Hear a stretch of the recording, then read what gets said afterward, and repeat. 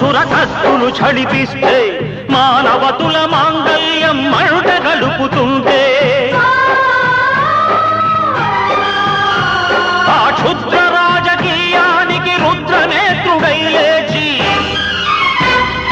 మాతృభూమి నుదుటిపై నెత్తుటి తిలకం దిద్దిన మహావీరుడు సార్వభౌముడు.